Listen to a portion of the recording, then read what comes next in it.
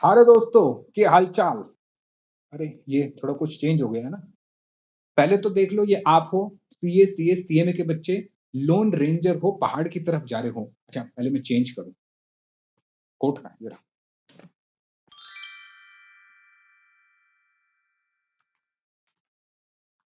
चलिए, तो बहुत ही बुरी मैंने मिमिक्री करने की कोशिश करी ऐसे ही। मैंने कहा चलो थोड़ी शुरुआत कुछ थोड़ी हंसी मजाक से होनी चाहिए, थोड़ा अच्छा लगता है और इसी बहाने शरीर बढ़िया से बनाए। चलिए, तो सर ये कौन है? आइए देखिए सर, ये है। अच्छा, आज हमारा है सर लेक्चर नंबर कौन सा है सर? 8। Lecture number 8। सर ये हो आप हो लोन रेंजर, अकेले चलना है। वैसे तो आपके दोस्त भी हैं। और ये है सर डिग्री किसकी? सर सीए की डिग्री, सीएस की डिग्री, सीएमए की। ठीक है। हो सकता है इसमें से आप ऐसे हो जो तीनों डिग्री के पास पहुंचे। ये पहाड़ आपकी डिग्री है। इन पहाड़ों को पार करते हुए इसकी चोटी पे पहुंच के आपको अपनी डिग्री लेनी है। यानी आपको सीएस, सीए या सीएमए, या तो आप तीनों की डिग्री ले लोगे या तीनों में से कोई एक ले लोगे, जो भी आपका मन करे। ठीक है, चलिए, तो इसी के लिए सर हम मेहनत कर रहे हैं और पढ़ाई कर रहे हैं। ठीक है। और मेरी पुरानी अभी जो कट लगाया था वो बता देना कैसा लगा। ठीक है, चलिए। लास्ट क्लास में हमने, आइए जरा, लास्ट क्लास में सर हमने, माइक लगा लूं। लास्ट क्लास में सर हमने एच के बारे में पढ़ लिया था और मैंने कहा था कि मैं अब क्लास में रिपीट नहीं कराऊंगा। तो एच के लिए हमने पढ़ लिया। अब हम करेंगे आगे कॉन्सेप्ट नंबर 7। ये बहुत इजी है, बस पढ़िए, लिखिए जरा। कॉन्सेप्ट नंबर 7 हमें करना है सर रेजिडेंशियल स्टेटस। अब किसका देखना रह गया sir? Residential status. Residential status हमें देखना है, लिखिए, फर्म्स। अच्छा, फर्म्स आपको पता है फर्म्स का मतलब क्या होता है? सर फर्म्स का मतलब होता है पार्टनरशिप फर्म एंड एलएलपी, याद रखना। फर्म का मतलब पार्टनरशिप फर्म एंड एलएलपी। ठीक है, पार्टनरशिप फर्म एंड एलएलपी, याद रखना। एलएलपी भी, एलएलपी वैसे तो सेपरेट लीगल एंटिटी होती है, लेकिन इनकम टैक्स में partnership firm as well as LLP एक ही बात है। अच्छा, उसके बाद एओपी। एओपी आपको पता है एसोसिएशन ऑफ पर्सन, और बीओआई यानी कि बॉडी ऑफ इंडिविजुअल्स। और क्या रह गया? Artificial, artificial judicial, artificial juridical person,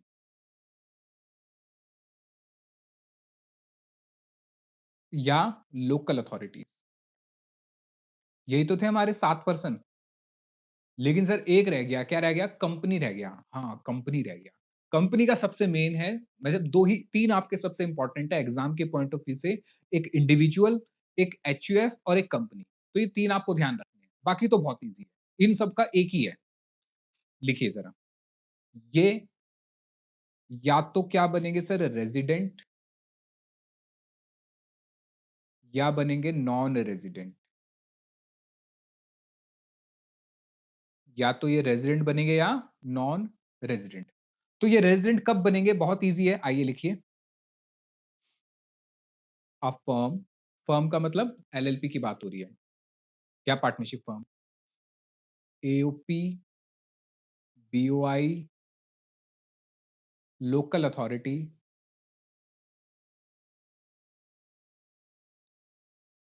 and artificial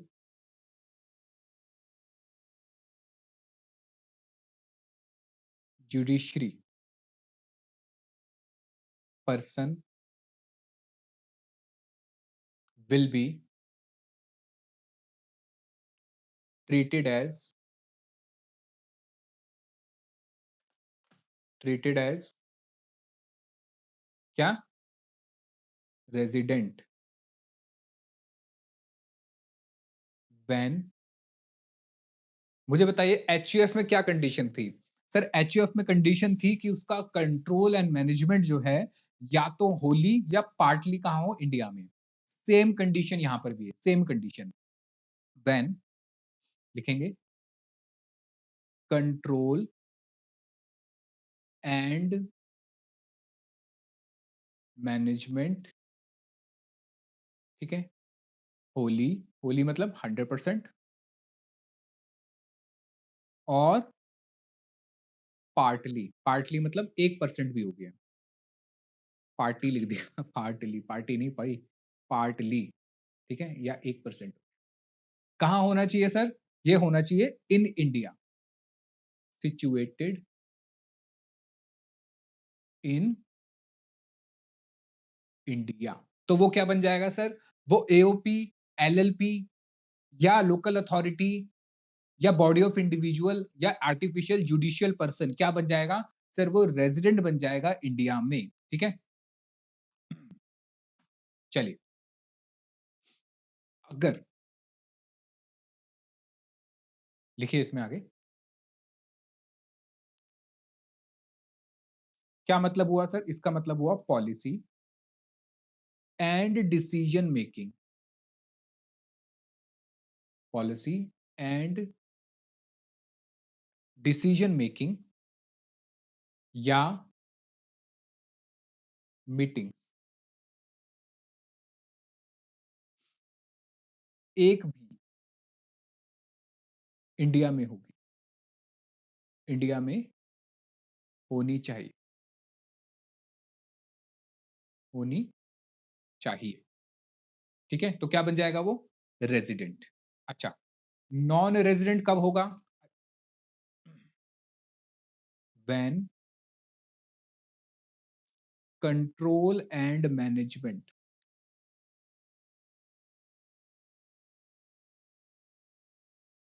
is Holi 100%। कहां होना चाहिए? सिचुएटेड या located outside India, situated outside India, outside India. तो क्या बन जाएगा सर? वो AOP, LLP, judicial person, artificial judicial person या लोकल अथॉरिटी नॉन रेजिडेंट बन जाएंगे, ठीक है? चलो ये लिख लो फटाफट से, लिखिए note, the residential status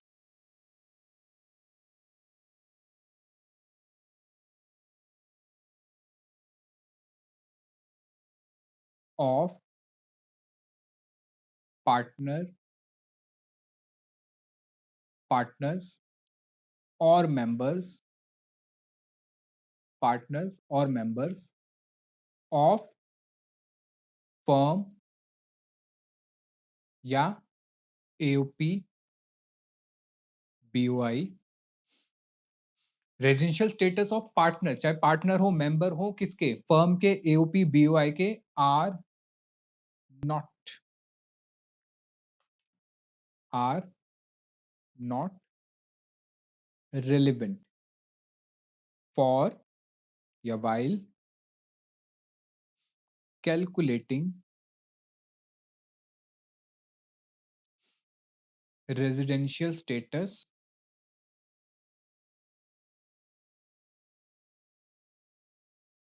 residential status of firm, AOP, BOI, etc. ठीक है? यानी याद रखना कि अगर एक पार्टनरशिप फर्म है, आर्टिफिशियल जुडिशियल पर्सन है, बॉडी ऑफ इंडिविजुअल है या लोकल अथॉरिटी है, उसके जो पार्टनर है या मेंबर हैं, उनके रेजिडेंशियल स्टेटस से जो उनकी फर्म एओपी बीओआई है, उनका कोई लेना देना नहीं है, क्योंकि वो एज एन इटसेल्फ या हिमसेल्फ या हरसेल्फ क्या है वो सर इंडिविजुअल है। जो पर्सन है, जो उस फर्म के जो मेंबर या पार्टनर है, वो तो इंडिविजुअल है, और इंडिविजुअल के लिए तो अलग कंडीशन है जो हम पढ़ चुके हैं। तो जो रेजिडेंशियल स्टेटस निकलेगा वो पार्टनर्स का अलग निकलेगा और फर्म का अलग निकलेगा, दोनों का अलग अलग है, दोनों का एक दूसरे पे कोई इंडिपेंडेंस नहीं है। दूसरी चीज मैंने आपको बताया था कि जो ऑर्डिनरी और नॉट ऑर्डिनरी होता है, रेजिडेंट बनने के बाद दो पार्ट, ऑर्डिनरी और नॉट ऑर्डिनरी। तो ऑर्डिनरी और नॉट ऑर्डिनरी सिर्फ इंडिविजुअल और एचयूएफ में होता है, बाकी किसी में भी नहीं होता, यानी कंपनी, एओपी, बीओआई, फर्म, किसी में भी नहीं होता। यहाँ पे सिर्फ या तो वो रेजिडेंट होंगे या वो नॉन रेजिडेंट। वो रेजिडेंट कब होंगे सर? देखिए, जब उनका कंट्रोल एंड मैनेजमेंट 100% इंडिया में होगा, या 1% यानी कि होली या पार्टली कहाँ होना चाहिए सर? इंडिया में होना चाहिए। इसका मतलब होता है कि उनके डिसीजन मेकिंग या फिर उनकी मीटिंग कहाँ होनी चाहिए? एक भी इंडिया में हो जानी चाहिए। क्लियर है? क्या आपने ये लिख लिया? अच्छा ये लिख लिया हो तो एक जो पिछला लेक्चर था मुझसे उसमें एक गलती हो गई थी। देखो ज़रा ड्यूरिंग क्या गलती थी? ये अच्छा गलती थी। किस लिए रहता है? किसी भी पर्पज़ के लिए रहता हो, पर्पज़ डिफाइन नहीं है। ड्यूरिंग प्रीवियस ईयर हिज यहाँ पे एक पॉइंट है, income from India is not more than rupees 15 lakh. ठीक है? यानी कि जहाँ पे कैन मैंने बी इक्वल गलती टू से 15 लाख, लेस देन 15 लाख लिख दिया। कैन बी यहाँ पे लेस देन 15 लाख नहीं, यहाँ पे more than equal 15 to lakh होना चाहिए। तो 15 इसको लाख। ठीक 15 कर लाख तक लेना हो सकती है, और लेकिन यहाँ 15 पे लाख लिख से लेना मोर ज़्यादा नहीं देन होगी। 15 ठीक है? लाख, कैन बी तो ही इक्वल टू सेकंड वाली 15 लाख। कंडीशन लगती है 120 वाली, वरना वो कंडीशन नहीं लगेगी। क्लियर है? ठीक है? अच्छा, जिसने भी ये बताया था भाई मुझे आपका नाम नहीं पता तो नाम कमेंट करके ज़रूर बता देना और बाकी बच्चे ये करेक्ट कर लेना अपने नोट में, ठीक है? तो बहुत-बहुत धन्यवाद उस स्टूडेंट का जिसने ये गलती देखी और मुझे इन्फॉर्म करा, ठीक है? क्योंकि भाई मैं भी इंसान हूँ, गलतियाँ हो जाती हैं। चलिए, अब आएँगे अगले इम्पोर्टेंट कॉन्सेप्ट पे जिसका नाम है कॉन्सेप्ट नंबर 8। नाम कॉन्सेप्ट नंबर 8 नहीं, नंबर है कॉन्सेप्ट नंबर 8 और नाम है उसका रेजिडेंशियल स्टेटस। लिखिए, residential status of company, of company, ठीक है? चलिए, अब रेजिडेंशियल स्टेटस ऑफ कंपनी कैसे निकालना है देखिए समझिए। सबसे पहले हमें देखना पड़ेगा कि वो अच्छा ध्यान से समझना है इसको, इंपॉर्टेंट है एग्जाम के लिए कि वो कंपनी रजिस्टर्ड कहां पर है। रजिस्टर्ड, हाँ, आपको पता है ना कंपनी बनाने के लिए आपको कंपनी को रजिस्टर कराना पड़ता है रजिस्ट्रार के पास। अब वो कंपनी रजिस्टर्ड होगी या तो कहां रजिस्टर्ड होगी? इंडिया में। आइए लिखिए मेरे साथ साथ, पॉइंट नंबर 1, कंपनी। अच्छा, कंपनी का मतलब चाहे वो प्राइवेट हो, पब्लिक हो या वन पर्सन कंपनी हो। ओपीसी भी इसी में ही आता है, याद रखना, वन पर्सन कंपनी जो है ओपीसी, वो भी इसी में आता है। तो पॉइंट नंबर 1 है कि सर कंपनी चाहे प्राइवेट हो, पब्लिक हो या ओपीसी हो, ये होनी चाहिए सर रजिस्टर्ड। कहां होगी सर? Registered in India. अगर ये इंडिया में रजिस्टर्ड है, आपको पता है इंडिया में रजिस्ट्रेशन कराना मैंडेटरी है कंपनी के लिए। और मजे की बात, जब कंपनी रजिस्टर होती है तो उसके अंदर साइन जाते हैं। साइन एक्चुअली डिजिटल सिग्नेचर जाता है। और मैं आपको बता दूं डिजिटल सिग्नेचर किसका जाता है? सर डिजिटल सिग्नेचर जाता है एक चार्टर्ड अकाउंटेंट का, या फिर एक कंपनी सेक्रेटरी का, या फिर एक सीएमए का। तीनों में से, उसके अलावा एक दो और होते हैं।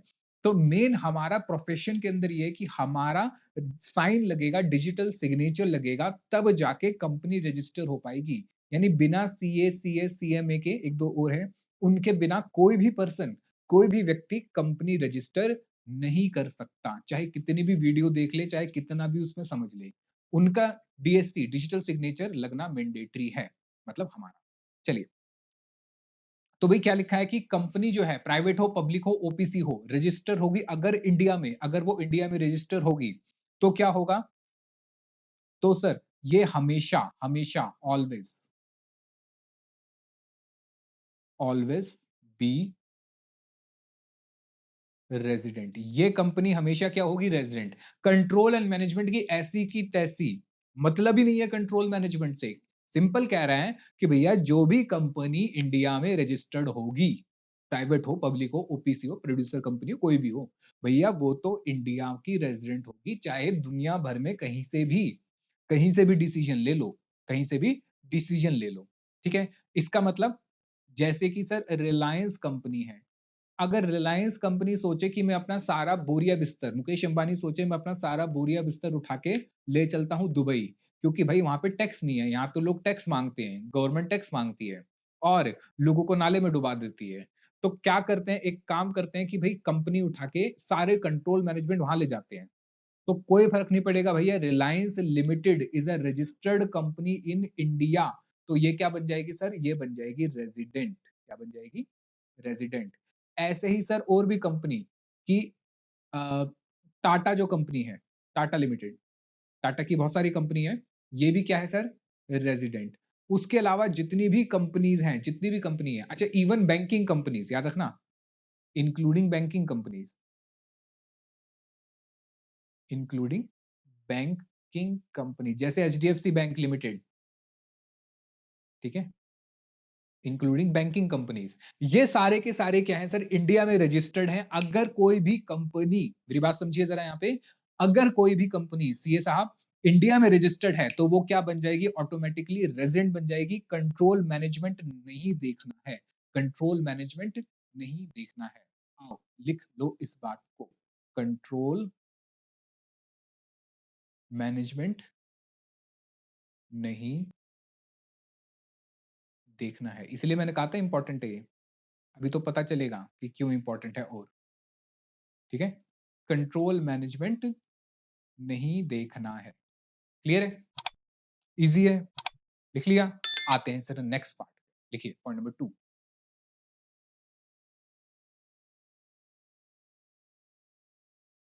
लिखिए पॉइंट नंबर 2, फॉरेन कंपनी। ये तो इंडियन कंपनी हो गई, ठीक है, यहां लिख लेना, इधर ऐसे लिख लेना, इंडियन कंपनी, इसको हम कहेंगे इंडियन कंपनी, ठीक है। ये हो गई सर फॉरेन कंपनी। तो फॉरेन कंपनी कौन सी होती है सर, फॉरेन कंपनी वो कंपनी होती है जो इंडिया में रजिस्टर्ड नहीं है, जैसे कि टेस्ला। क्या टेस्ला इंडिया में रजिस्टर्ड है? नहीं सर, टेस्ला इंडिया में रजिस्टर्ड नहीं है। एप्पल, क्या एप्पल इंडिया में रजिस्टर्ड है? नहीं सर, इंडिया में रजिस्टर्ड नहीं है। शाओमी सर इंडिया में रजिस्टर्ड नहीं है। तो ये सारी की सारी कंपनी कहाँ रजिस्टर्ड है सर, ये अपने अपने रिस्पेक्टिव कंट्रीज में मेनली रजिस्टर्ड है, इस वजह से इनको हम कहेंगे फॉरेन कंपनी। चलिए, तो हम लिखेंगे नॉट इनकॉर्पोरेटेड, रजिस्ट्रेशन का ही दूसरा नाम होता है incorporation, incorporated in India, not incorporated in India, और incorporated outside India, incorporated outside India, ठीक है। जैसे कि सर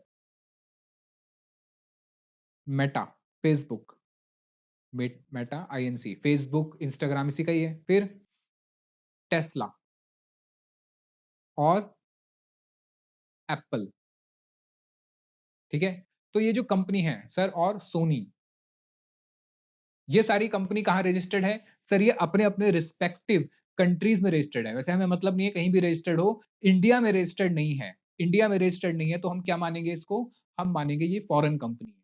तो फॉरेन कंपनी के साथ क्या होगा, यानी फॉरेन कंपनी कब रेजिडेंट मानी जाएगी और कब रेजिडेंट नहीं मानी जाएगी, तो इसमें दो हिस्से बनाने हैं, ठीक है। अब ध्यान से दो हिस्से बनाने, टर्नओवर, जब उस कंपनी की टर्नओवर ड्यूरिंग प्रीवियस ईयर, जब उस कंपनी की turnover during previous year is less than rupees 50 crore है, अगर उस कंपनी के टर्नओवर सेल्स 50 करोड़ से कम है, याद रखना प्रीवियस ईयर में, हर प्रीवियस ईयर में देखना पड़ेगा, 50 करोड़ से कम है, तो उसको हमने एग्जेम्पशन दे रखी है और हमने उसको कहा आप हो भाई साहब हमारे लिए नॉन रेजिडेंट। और being a non resident, being a non resident, being a non resident, आपकी फॉरेन इनकम पे टैक्स नहीं लेंगे हम। Being a non resident, Indian income पे तो लेंगे ही लेंगे, लेकिन फॉरेन इनकम पे टैक्स नहीं लेंगे, ठीक है। दूसरा part, turnover more than ₹50 crore during, याद रखना हर साल देखना पड़ेगा इसकी टर्नओवर प्रीवियस ईयर। अगर टर्नओवर सर 50 करोड़ से ज्यादा आ जाए, एक बात समझना, अगर टर्नओवर 50 करोड़ से ज्यादा आ जाए तो हम क्या करेंगे, तो एक्चुअली में हमें देखना पड़ेगा क्या ये कंपनी इंडिया से ऑपरेट कर रही है या नहीं। समझो जरा, यहां पे हमें क्या देखना पड़ेगा कि ये कंपनी क्या इंडिया से ऑपरेट कर रही है या नहीं। क्योंकि मुझे पता है आप लोगों के दिमाग में एक बात आई थी। क्या बात आई थी? जब मैं ये रिलायंस की बात बता रहा था, तो आप लोगों के दिमाग में शायद कहीं बच्चों के दिमाग में ये बात आई हो, और अगर आई है तो कमेंट करके ज़रूर बताना कि हाँ सर, हमारे दिमाग में ये बात आई थी। तो सर आपने ये कहा कि देखिए सर, दुबई में कोई टैक्स नहीं है, दुबई में कोई टैक्स नहीं है। ठीक है? तो अगर कंपनी इंडिया में रजिस्टर्ड है, अगर कंपनी इंडिया में रजिस्टर्ड है, तो हमेशा क्या बन जाएगी वो कंपनी? रेज़िडेंट बन जाएगी, कंट्रोल एंड मैनेजमेंट की ऐसी की तैसी, नहीं देखना। इंडिया में रजिस्टर्ड है, तो इंडिया का रेज़िडेंट है। तो रिलायंस कंपनी इंडिया में रजिस्टर्ड है, तो वो रेज़िडेंट है। तो रिलायंस कंपनी की जितनी भी इनकम है, ग्लोबली जितनी भी इनकम है, चाहे वो इंडिया की हो, इंडिया से बाहर की हो, कहीं की भी हो, वो सारी की सारी टैक्स कहाँ हो जाएगी? इंडिया में। टाटा लिमिटेड, टाटा लिमिटेड की सर बहुत सारी अलग-अलग कंपनीज़ भी हैं, तो जितनी इंडिया में रजिस्टर्ड हैं, वो जितनी भी इनकम ग्लोबली कमाएँगी, वो सब कहाँ पे टैक्स होगी? इंडिया में। अब बैंकिंग कंपनी है, वो भी कहाँ पे क्या हो जाएगी सर? इंडिया में रजिस्टर्ड है तो इंडियन कंपनी। जैसे कि state bank of India limited, HDFC limited, state bank of India की बहुत सारी ब्रांचेज़ इंडिया से बाहर भी हैं, हैं? हाँ सर, इंडिया से बाहर भी हैं। तो स्टेट बैंक की जितनी भी वर्ल्ड की इनकम है, अगर वो कंपनी जो है बैंकिंग कंपनी इंडिया में रजिस्टर्ड है, और sir state bank of India being a bank and being a company is registered in India, तो स्टेट बैंक की जितनी भी इनकम है ग्लोबली कहाँ टैक्स हो जाएगी? इंडिया में टैक्स हो जाएगी। क्या ये मुश्किल है? नहीं। लेकिन सर हमारे दिमाग में एक बात आई, अब मुझे बताना पक्का-पक्का ध्यान से। सर हमारे दिमाग में एक बात आई, आपने ये कहा, लिखना मत इसको, आपने ये कहा कि सर अंबानी भाई साहब जो हैं, ठीक है? अंबानी जी जो हैं, आपने कहा कि सर इन्होंने अपनी जो रिलायंस की कंपनी है, वो इंडिया में रजिस्टर करा रखी है। बिल्कुल, मैंने कहा बिल्कुल सही, रिलायंस में इंडिया में रजिस्टर करा रखी है। ये सोच रहे हैं कि एक काम करूँ मैं अपना सारा का सारा कंट्रोल एंड मैनेजमेंट इस कंपनी का, क्या? कंट्रोल मैनेजमेंट कहाँ लेके चले जाऊँ? दुबई लेके चले जाऊँ, यूएई लेके चले जाऊँ दुबई में। क्यों? क्योंकि सर वहाँ पे टैक्स नहीं है। वहाँ पे टैक्स नहीं लगेगा। तो अगर मैं कंट्रोल एंड मैनेजमेंट ले जाऊँ, तो उससे कोई फ़र्क पड़ेगा ही नहीं, क्योंकि लॉ कहता है कि भई हमें कंट्रोल मैनेजमेंट नहीं देखना, हमें क्या देखना है कि वो कंपनी इंडिया में रजिस्टर्ड होनी चाहिए। क्लियर है? तो सर हमारे दिमाग में ये बात आई। अब ध्यान से बताना किस-किस के दिमाग में आई? सर एक काम करें ना, हम अंबानी जी को ये कहें, देखिए अंबानी जी, ये जो रिलायंस कंपनी है ना, इस रिलायंस को कंपनी को कर दो बंद। इस रिलायंस कंपनी को कर दो बंद। और यूएई में जाके यानी दुबई में जाके एक और कंपनी खोल लो रिलायंस के नाम से ही, क्या दिक्कत है? नाम भी मिल जाएगा आपको तो। एक और नई कंपनी बना लो किसके नाम से? रिलायंस के नाम से। उन्होंने कहा कि भई ये क्या बता रहे हो? अब आप कह रहे हो अच्छा अंबानी जी एक काम करते हैं, ये कंपनी बंद नहीं करते, ये कंपनी बंद नहीं करते, इसको चालू ही रखते हैं। एक काम करते हैं, आप अपनी कंपनी के सारे बिज़नेस जितने भी है ना, इस कंपनी को बेच दो। कौन-सी कंपनी? यूएई की एक कंपनी है और आपकी ही कंपनी है, कोई नई कंपनी नहीं है, आपकी ही कंपनी है। अब अंबानी जी आपसे पूछ रहे हैं कि अच्छा ऐसा क्यों? क्या फ़ायदा होगा? अब आप उनको बता रहे हैं कि सर देखिए, इंडिया में जब आप काम करते हो, तो जितनी भी वर्ल्ड की इनकम है, इंडिया से हो या कहीं से भी हो, उन सब पे तो टैक्स लग जाता है और सीधा-सीधा फ्लैट रेट 30% का लगता है। उसके बाद सेस और वो सब अलग लगता है। तो आपकी जितनी भी इनकम हुई, मान लेते हैं 10,000 करोड़ की इनकम हुई, तो 10,000 करोड़ पे सीधा-सीधा 30% 3,000 करोड़ गवर्नमेंट ले जाएगी आपसे। 3,000 करोड़ गवर्नमेंट ले जाएगी। तो हम आपको एक आइडिया दे रहे हैं कि देखो इंडिया की ये जो कंपनी है ना, इसको चालू रखो, बंद मत करो और सारा बिज़नेस बेच दो। सारा बिज़नेस किसको बेच दो? एक नई कंपनी को बेच दो, न्यू रिलायंस बना लो। किस नाम से? न्यू रिलायंस यूएई में बना लो। अब ये जो कंपनी है, सारा काम ये करेगी। सारा काम तो ये करेगी और जब ये सारा काम करेगी, तो यहाँ से जब आपको प्रॉफ़िट होगा, वही 10,000 करोड़ का। तो ये सारा का सारा क्या हो जाएगा आपके लिए? टैक्स फ्री, क्योंकि इस पे कोई भी टैक्स नहीं देना होगा, क्योंकि ये प्रॉफ़िट किसने कमाया? ये सर न्यू रिलायंस ने कमाया, जो कि दुबई की कंपनी थी और इसने क्या प्रॉफ़िट कमाया? सर इसने प्रॉफ़िट कमाया ज़ीरो, क्योंकि इसने कोई काम ही नहीं करा, तो इस पे कोई भी टैक्स नहीं बच लगेगा और आपको पूरे के पूरे 10,000 करोड़ रुपए बच जाएँगे, जो पहले एक बड़ा चंक 3,000 करोड़ गवर्नमेंट आपसे टैक्स का ले जाती थी, ये बच जाएगा। मुझे बताओ किस-किस के दिमाग में ये प्लानिंग आई? किस किस के दिमाग में प्लानिंग आई बताओ, पक्का पक्का बताना किस किस के दिमाग में प्लानिंग आई, आई थी, चलो वेरी गुड, अगर आई थी तो मतलब आप टैक्स समझ रहे हो अगर ये प्लानिंग आई थी। लेकिन यही प्लानिंग हमारे इंडियन गवर्नमेंट के दिमाग में भी आई। उनको पता था कि इंडिया के लोग जुगाड़ू हैं, आप ऐसा जुगाड़ जरूर लगाओगे, जरूर सोचोगे ऐसा। तो उन्होंने क्या करा, उन्होंने कहा अच्छा हमसे चालबाजी करोगे, तो उन्होंने कहा कि अच्छा अगर आप एक फॉरेन कंपनी हो, यानी कहाँ रजिस्टर्ड हो, इंडिया से बाहर रजिस्टर्ड हो, इंडिया से बाहर रजिस्टर्ड हो, और आपकी जो टर्नओवर है यानी सेल जो है वो 50 करोड़ से कम है, 50 करोड़ से कम है, फिर तो कोई दिक्कत नहीं है, आप नॉन रेजिडेंट बन जाओगे, हम कुछ नहीं देखेंगे, नॉन रेजिडेंट बन जाओगे, यानी आपकी जो भी फॉरेन इनकम है, फॉरेन इनकम जो है वो हो जाएगी sir not taxable in India. ठीक है, लिख लो चलो इस लाइन को, फॉरेन इनकम क्या हो जाएगी sir, not taxable in India. ठीक है सर, बात समझ आ गई, अगर ये नॉन रेजिडेंट बन गया तो इसकी फॉरेन इनकम इंडिया में टैक्स नहीं होगी, और कब बनेगा रेजिडेंट सर, जब इसकी टर्नओवर 50 करोड़ से कम होगी और ये कंपनी इनकॉर्पोरेट होगी outside India, outside India. Clear है? अब एक बात समझना, अगर सर टर्नओवर 50 करोड़ से ज्यादा हुई तो समझो जरा, उन्होंने इसको देखते हुए यानी अंबानी भाई साहब की या आपकी टैक्स प्लानिंग देखते हुए गवर्नमेंट ने कहा कि अगर ऐसा हमने कर दिया और बड़ी-बड़ी कंपनियां इंडिया से बाहर चली गई, इंडिया से बाहर चली गई, वहां से काम कर रही हैं, वहां से ऑपरेट कर रही हैं और पैसा कमा रही हैं इंडिया से भी बाहर से भी, तो पहले तो सीधा-सीधा 10,000 करोड़ पे गवर्नमेंट 3,000 करोड़ टैक्स ले जाती थी, ये पैसा गवर्नमेंट को नहीं मिलेगा। तो उन्होंने कहा कि ऐसा नहीं होगा। तो उन्होंने क्या कहा, बात समझिए जरा, प्रैक्टिकली सिचुएशन समझिए। अगर आप अंबानी जी को कहते भी हो कि सर ये सामान अपनी कंपनी जो है इंडिया से बाहर ले जाओ, तो वो यूएई में अपनी एक कंपनी बना लेंगे, new Reliance.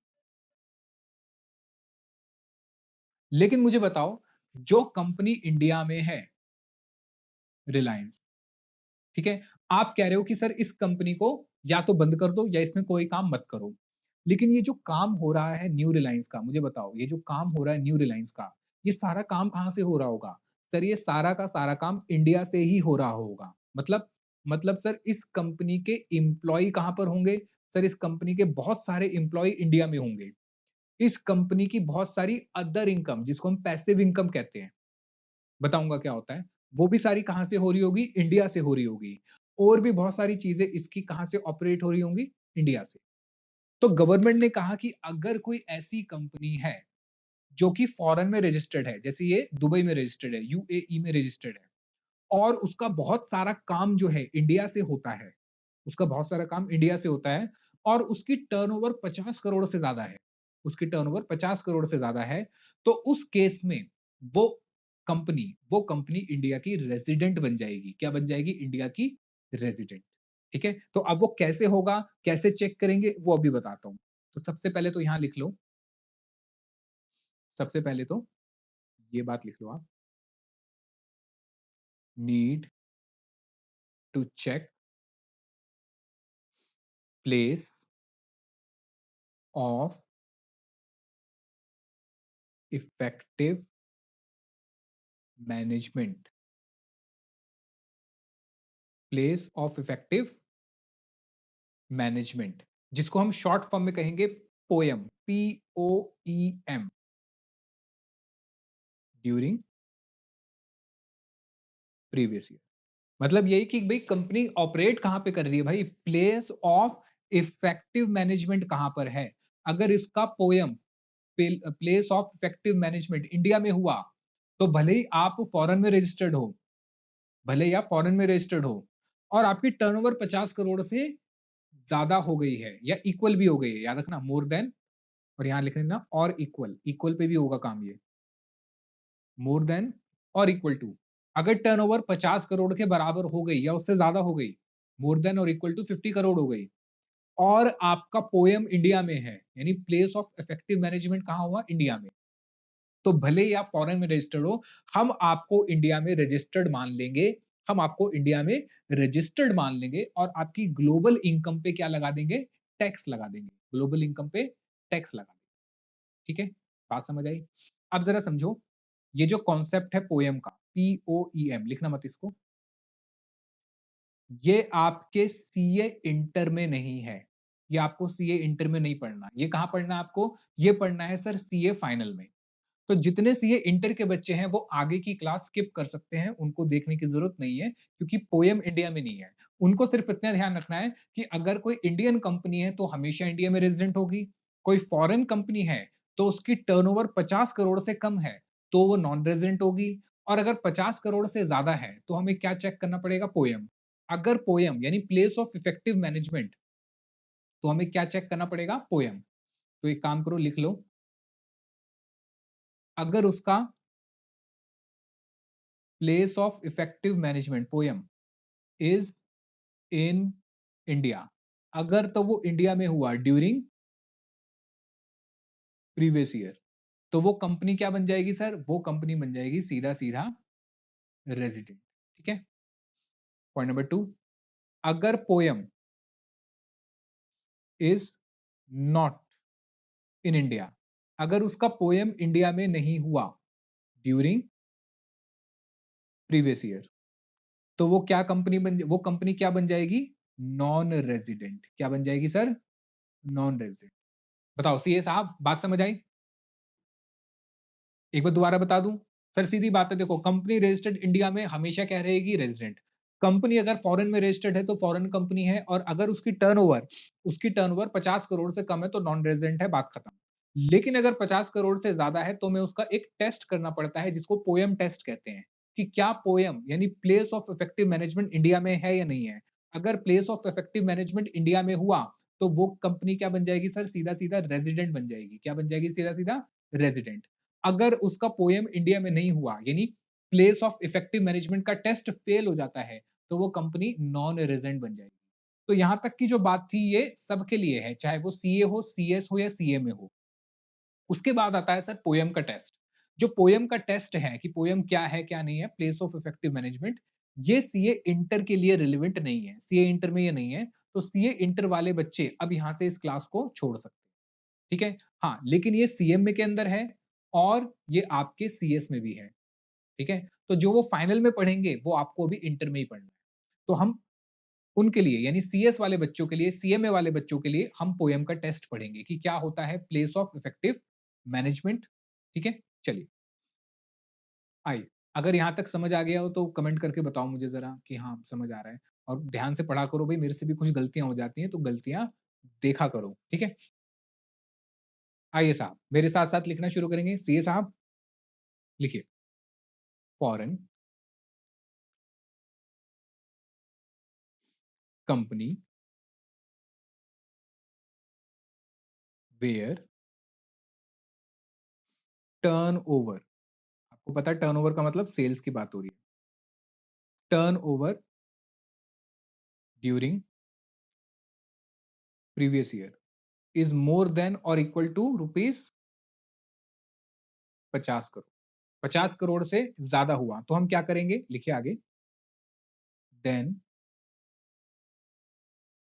We need to check POEM. POEM मतलब प्लेस ऑफ इफेक्टिव मैनेजमेंट, जिसको हम कहेंगे पोएम का टेस्ट। ठीक है, तो ये सी इंटर वाले बच्चों के लिए नहीं है, आप चाहो तो स्किप कर सकते हो। चाहो तो क्या मतलब कर ही देना, क्योंकि फाइनल में तो बहुत डिटेल में आपको इसको पढ़ना है। ठीक है, तो अब पोएम जो है उसके बारे में समझेंगे। आइए जरा, पोएम का टेस्ट कब मानेंगे कि पोएम इंडिया में है और कब मानेंगे इंडिया में नहीं है? तो लिखिए मेरे साथ साथ, पोएम टेस्ट। क्या ये सर इंपॉर्टेंट है? हाँ बिल्कुल, यही तो मैंने आपको बताया कि रेजिडेंशियल स्टेटस में आपका इंडिविजुअल एचयूएफ और कंपनी ही इंपॉर्टेंट है, बाकी कोई भी नहीं है, क्योंकि बाकी में कुछ है ही नहीं। ठीक है, चलिए लिखिए इसमें, पॉइंट नंबर 1, सबसे पहले पोएम टेस्ट के लिए मुझे देखना पड़ेगा active business, active business outside India, कि भाई इसका बिजनेस कहां होना चाहिए? आउटसाइड इंडिया, जिसको हम शॉर्ट फॉर्म में कहेंगे ए बॉय, ABOI। यानी बात समझो कि हमारे पास फॉरेन कंपनी आई, फॉरेन कंपनी कह रही है कि देखो मेरी टर्नओवर 50 करोड़ से ज्यादा है, मैं इंडिया में भी काम करती हूँ, लेकिन मैं इंडिया की रेजिडेंट नहीं हूँ। हमने कहा हम कैसे मान ले? उसने कहा कि मेरा ABOI, affective business outside India है, मेरा एक्टिव बिजनेस आउटसाइड इंडिया है। तो हमने कहा इसका क्या मतलब? उसने कहा देखो कि भाई आप पोएम की बात कर रहे हो कि place of effective management India में होना चाहिए, और कंपनी जो है फॉरेन कंपनी, मान लेते हैं इलॉन मस्क आके कहता है, इलॉन मस्क की जितनी फॉरेन की इनकम है हम उस पर टैक्स लगा रहे हैं। हमने कहा यार बहुत पैसा कमाती है, दुनिया का सबसे अमीर आदमी है, तो क्यों ना उसको रेजिडेंट बना दे, और रेजिडेंट बनते ही उसकी ग्लोबल इनकम पे टैक्स लगा देंगे इंडिया में, तो पैसा ही पैसा हो जाएगा, मजा आ जाएगा। ठीक है, सब डांस कर रहे हैं अपना पार्लियामेंट के अंदर, सब मिलकर मोदी जी और सब कुछ मिलके, ये तो भाई मजा आ गया, गडकरी साहब और सब नाच रहे हैं कि भाई इलॉन मस्क की कंपनी टेस्ला आ गई इंडिया में, आओ उस पर टैक्स लगा दें और ग्लोबल इनकम पे टैक्स ले लें। तो अब इलॉन मस्क आके कहता है कि भाई साहब ये क्या कर रहे हो? हमने कहा नहीं भाई, हम तो कह रहे हैं कि आपका पोएम इंडिया में है। वो कह रहा है कि भाई मैं पोएम इंडिया में नहीं है मेरा। हमने कहा कैसे? कह रहा है कि मेरा ए बॉय यानी कि एक्टिव बिजनेस आउटसाइड इंडिया है, इफेक्टिव बिजनेस आउटसाइड इंडिया है। ठीक है, एंड और कह रहा है साथ में एंड मेजोरिटी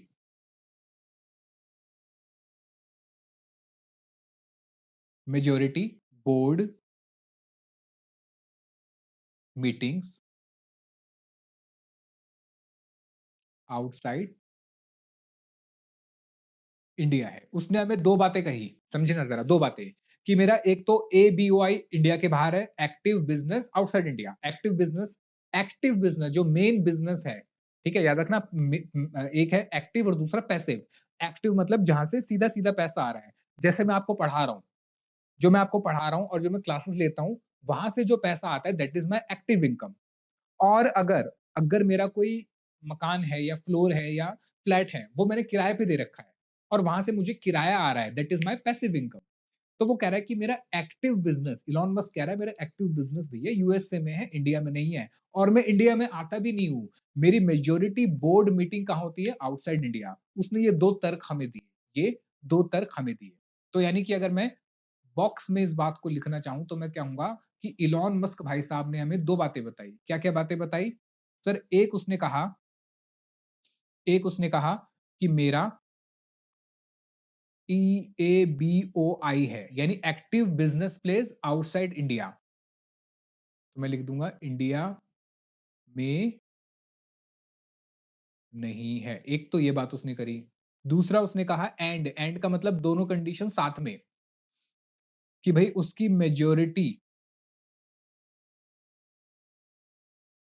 बोर्ड मीटिंग्स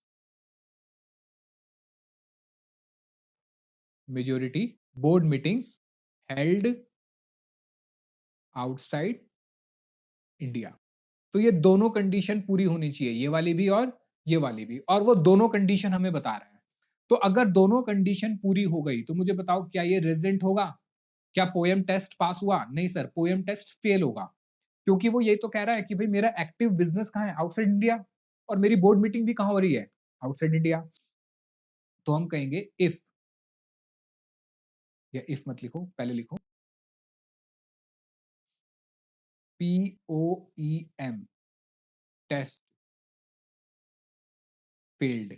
भैया इसका ये वाला टेस्ट क्या हो गया? POM का टेस्ट फेल हो गया। तो अगर ये फेल हो जाता है, यानी ये वाली कंडीशन पूरी नहीं होती है, तो हम लिख देंगे इफ बोथ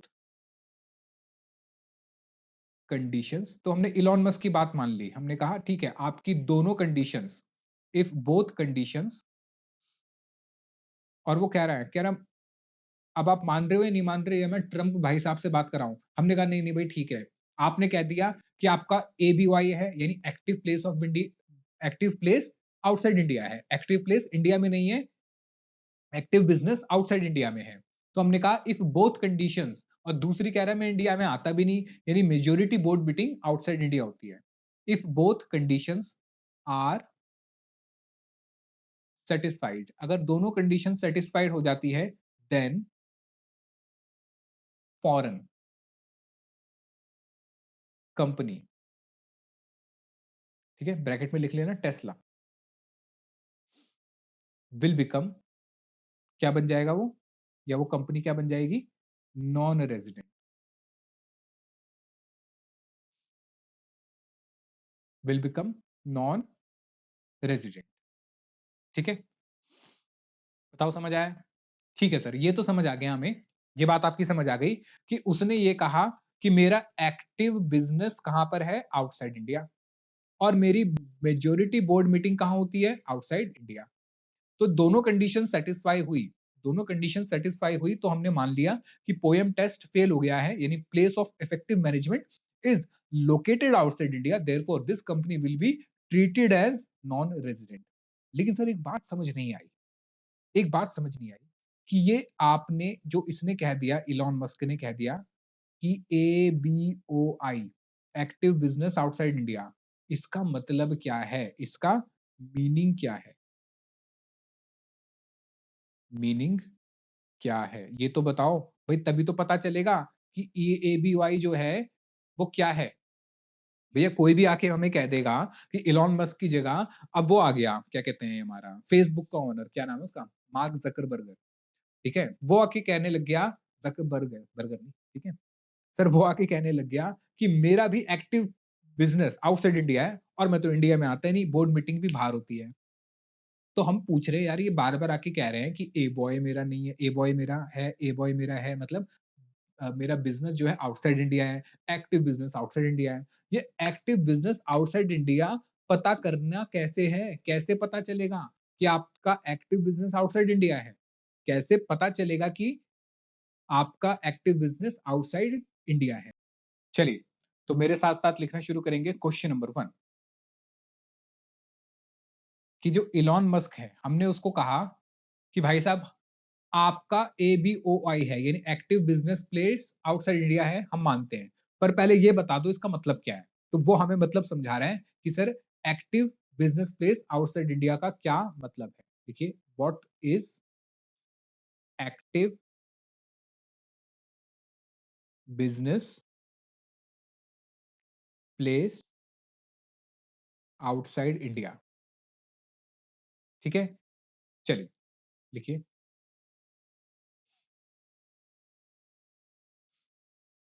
इफ, आंसर लिखेंगे, answer, if all four conditions, चार कंडीशंस हैं, are satisfied, then we shall assume that foreign company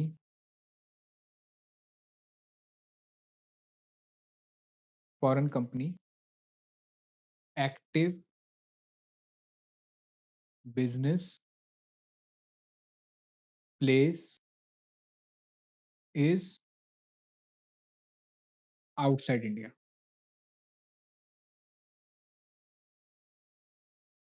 अगर ये चारों कंडीशन पूरी हो जाती हैं, अगर ये चारों कंडीशन पूरी हो जाती हैं, तो हम मानेंगे, हम इलॉन मस्क की बात मान लेंगे और हम कहेंगे ठीक है। यानी समझिए, हमने इलॉन मस्क से ये कहा कि भाई साहब आप कह रहे हो कि मेरा active business place outside India है, मेरा एक्चुअल में बिजनेस कहाँ हो रहा है, इंडिया से बाहर हो रहा है। यहाँ तो मैं थोड़ी बहुत कार बेच रहा हूँ और कुछ भी नहीं है, लेकिन मेरा जो मेन बिजनेस है वो कहाँ हो रहा है, इंडिया से बाहर। तो हमने कहा जरा समझा दो इसका क्या मतलब है, क्या मतलब है मेन बिजनेस का। हमने कहा समझिए, एक बात समझिए कि इलॉन मस्क ने कहा कि सर मेरा एबीओआई है, एबीओआई मतलब active business place outside India है। हमने कहा इसका मतलब बता दो। उसने कहा देखो भाई साहब, चार बातें हैं, अगर ये चारों बातें हो गई, चारों एक साथ होनी चाहिए, अलग अलग नहीं, चारों कंडीशन एक साथ सेटिस्फाई हो गई, अगर ये चारों कंडीशन एक साथ सेटिस्फाई हो गई तो हम मान लेंगे, आपको मानना पड़ेगा, वो कह रहे हैं कि आप मान क्या लोगे, आपको मानना पड़ेगा कि मेरा बिजनेस प्लेस कहां पे है, आउटसाइड इंडिया, मेरा बिजनेस प्लेस कहां है, आउटसाइड इंडिया। और दूसरा मैं इंडिया में ज़्यादा आता नहीं हूँ, मेजॉरिटी मीटिंग मेरी होती नहीं है, तो मैं क्या बन जाऊँगा मेरी कंपनी नॉन रेज़िडेंट। हमने कहा बता दो ज़रा 4 कंडीशन। उसने कहा देखो पहली कंडीशन तो ये है, लिखिए, if passive income passive income is up to up to 50% of total income. If passive income is up to 50% of total income, क्या मतलब हुआ? लिखिए पहले जरा passive income,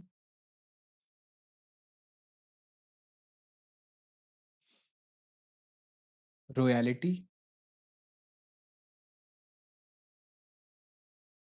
comma, dividend, next rental income जिसको हम हाउस प्रॉपर्टी भी कहते हैं, next interest, dividend, interest, comma, dividends, capital gains,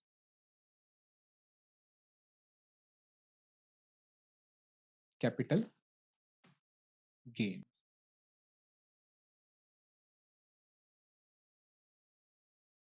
foreign company purchase goods, foreign company purchase goods from associate enterprise and sale to another associate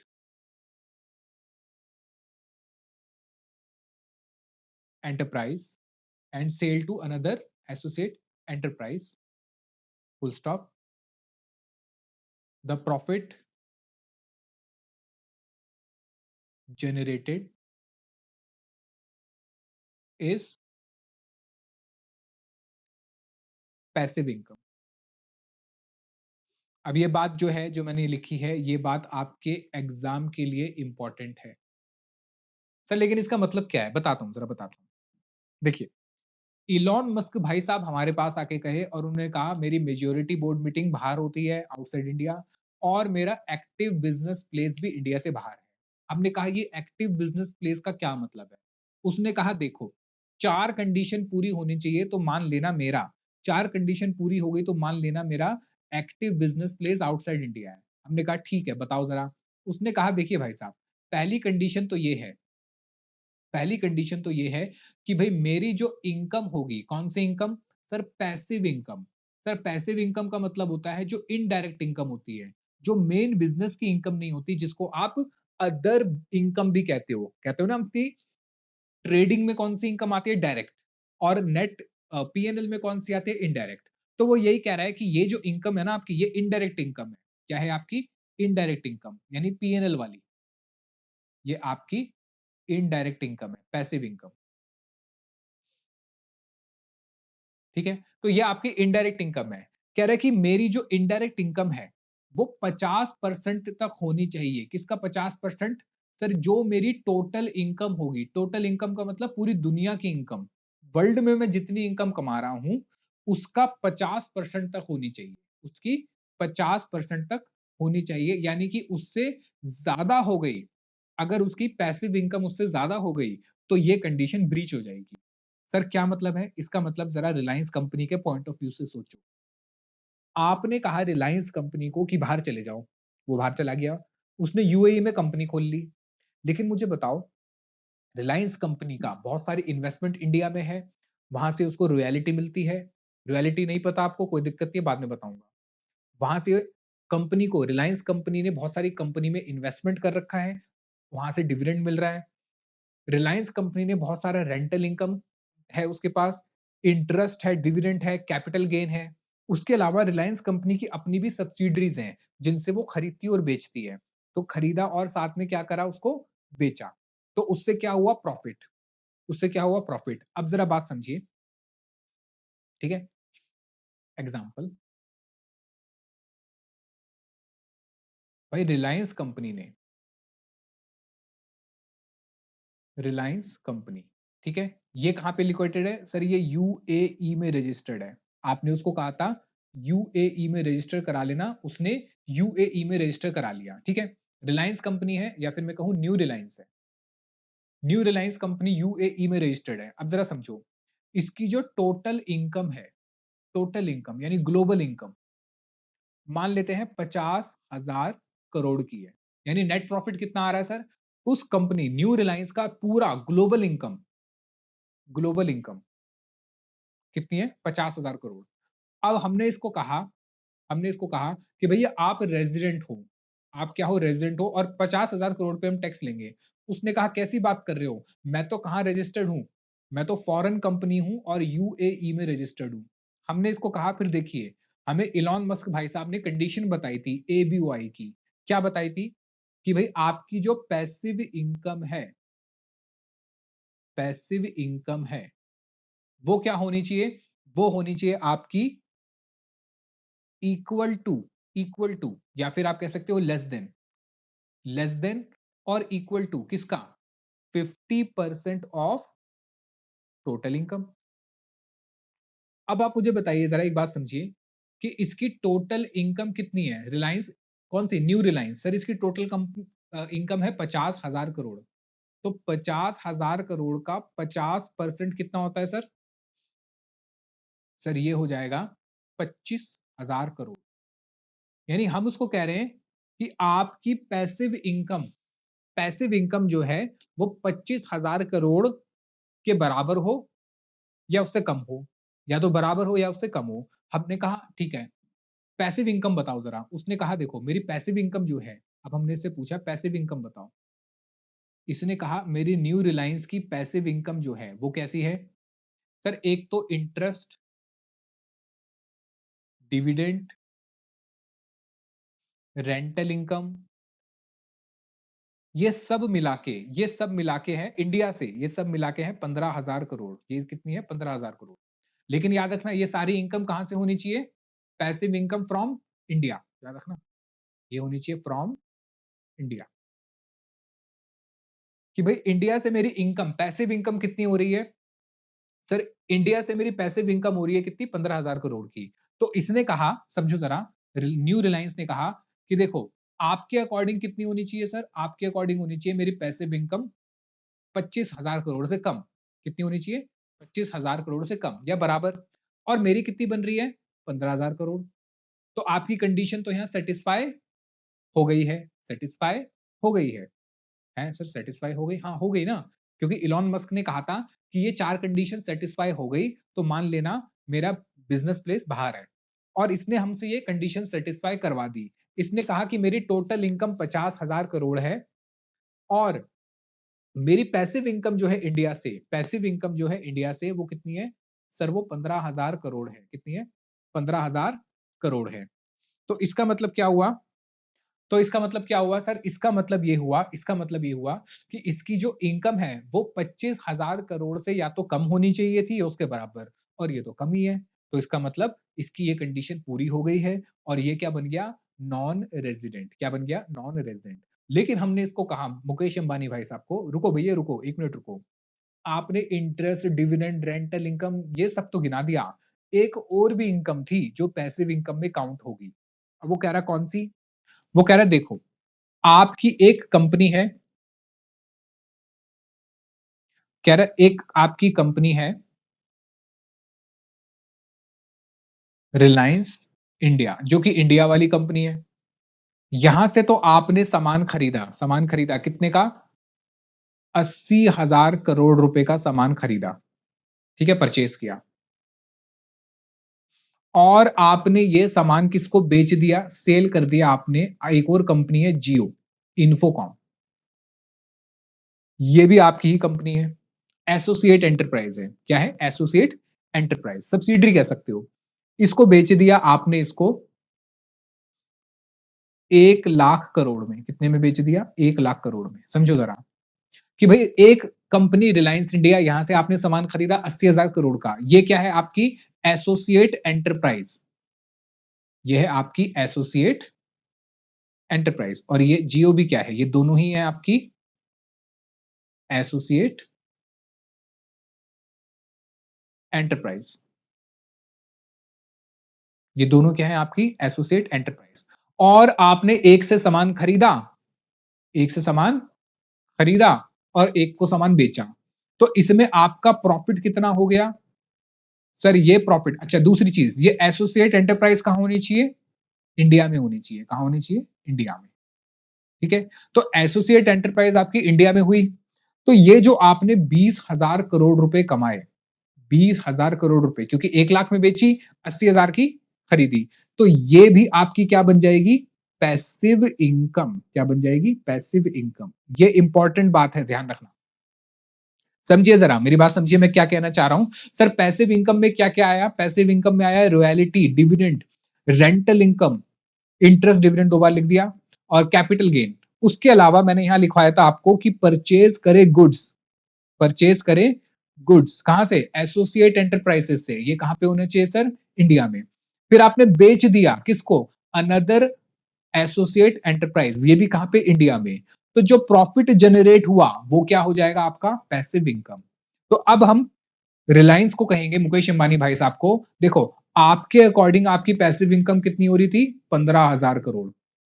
हमारे according आपकी passive income कितनी होगी? हमारे अकॉर्डिंग आपकी पैसिव इनकम होगी, एक तो वो पुराने वाले 15,000 करोड़ जो आप कह ही रहे थे, प्लस ये जो 20,000 करोड़ की आपने क्या करा?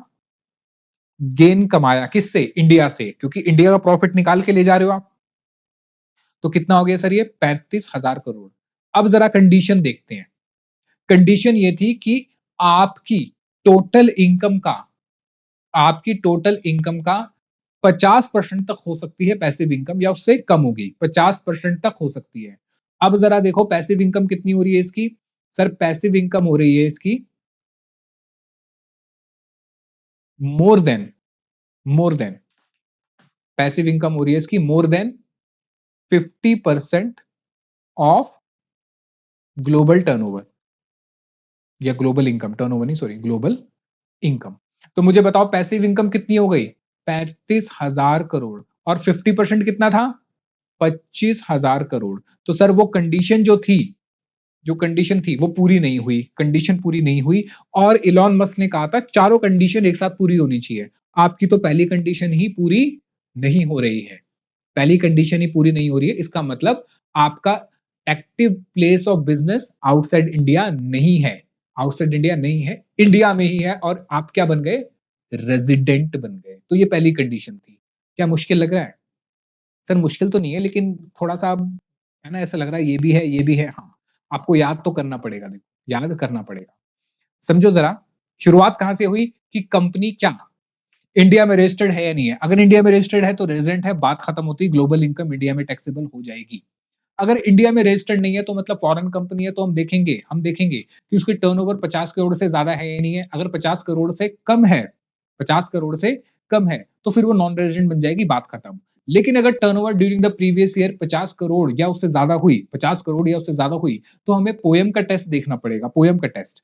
अगर पोएम का टेस्ट पास हो जाता है, यानी place of effective management India में होती है, तो वो कंपनी बन जाएगी रेजिडेंट। और अगर place of effective management India में नहीं है, तो वो कंपनी बन जाएगी नॉन रेजिडेंट। ठीक है, तो सर ये प्लेस ऑफ इफेक्टिव मैनेजमेंट के लिए क्या देखना पड़ेगा? प्लेस ऑफ इफेक्टिव मैनेजमेंट के लिए सबसे पहले तो देखना पड़ेगा उसका एबीओआई आउटसाइड इंडिया होना चाहिए, एबीओआई आउटसाइड इंडिया होने चाहिए, और majority board meeting outside India होनी चाहिए। ये दोनों कंडीशन पूरी हुई, ये दोनों कंडीशन पूरी हुई, तो इसका मतलब वो कंपनी नॉन रेजिडेंट बन गई, नॉन रेजिडेंट बन गई। लेकिन सर ये एबीओआई का क्या मतलब है? तो ये एबीओआई किसने सिखाया हमें? इलॉन मस्क ने। ठीक है, मैं ऐसी कहानी बताने के लिए बता रहा हूं। इलॉन मस्क ने कहा देखो 4 कंडीशन पूरी होगी तो मान लेना मेरा बिजनेस टेस्ला का इंडिया से बाहर है। 4 कंडीशन पूरी हुई तो मान लेना मेरा बिजनेस इंडिया से बाहर है। हमने कहा पहली कंडीशन तो बताओ। उसने कहा पहली कंडीशन ये है कि मेरी जो पैसिव इनकम है इंडिया से, पैसिव इनकम है फ्रॉम इंडिया, यहां लिख लेना, फ्रॉम इंडिया, ठीक है, छोटा सा लिखा हुआ है, लिख लेना आप भी, फ्रॉम इंडिया। ये 50% से ज्यादा नहीं होगी, 50% से नहीं होगी मेरी टोटल इनकम की, जो मेरी वर्ल्ड की इनकम है उसके 50% से ज्यादा नहीं होगी। तो यही चीज हमने रिलायंस को चेपी। हमने कहा देखो भैया, आपने न्यू रिलायंस करके बाहर एक कंपनी खोल दी, यहां से 50,000 करोड़ का ग्लोबल टर्नओवर, इनकम का टर्नओवर नहीं, सॉरी, इनकम कमाई आपने, 50,000 करोड़ की इनकम कमाई। तो उसने कहा ठीक है, मैं तो नॉन रेजिडेंट हूं, मैं क्यों टैक्स दूं आपको अपनी फॉरेन इनकम पे? क्योंकि आपकी कंडीशन क्या थी, हमें याद आया, इलॉन मस्क ने कहा था ये नॉन रेजिडेंट बन जाएगा अगर इसकी passive income, passive income total income के 50% या उससे कम हुई। तो हमने इसकी टोटल इनकम कही 50,000 करोड़, तो कितनी आ रही है, 25,000 करोड़। तो इसकी जो पैसिव इनकम है 25,000 करोड़ तक या उससे कम होनी चाहिए। हमने इसकी पैसिव इनकम काउंट करी इंडिया से, तो पता चला कि सर इंटरेस्ट डिविडेंड ये सब मिला के कितना बन रहा है, सर इंटरेस्ट डिविडेंड और ये सब मिला के इसका बन रहा है 15,000 करोड़। फिर हमने कहा कि देखो ये न्यू रिलायंस जो है, इसकी एक एसोसिएट एंटरप्राइज है, वो कौन सी है, रिलायंस इंडिया। और एक और है इसकी, रिलायंस जियो इन्फोकॉम। इसने रिलायंस इंडिया से 80,000 करोड़ का माल खरीदा और रिलायंस इन्फोकॉम को 1 लाख करोड़ का बेच दिया। तो इसको कितना प्रॉफिट हो गया, 20,000 का। तो ये 20,000 भी हम पैसिव इनकम मानेंगे, ये 20,000 भी हम पैसिव इनकम मानेंगे। तो इसकी टोटल पैसिव इनकम हो गई सर 35,000 करोड़। लेकिन कितनी होनी चाहिए थी, 25,000 करोड़, इससे ज्यादा नहीं होनी चाहिए थी, कंडीशन ब्रीच हो गई। तो इसका एक्टिव बिजनेस प्लेस जो है वो आउटसाइड इंडिया ना होके इन इंडिया हो जाएगा। देयरफॉर रिलायंस क्या बन जाएगी हमारे लिए, रिलायंस बन जाएगी हमारे लिए रेजिडेंट। ठीक है, रिलायंस या न्यू रिलायंस, रिलायंस नहीं, न्यू रिलायंस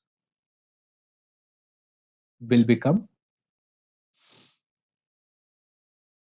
रेजिडेंट।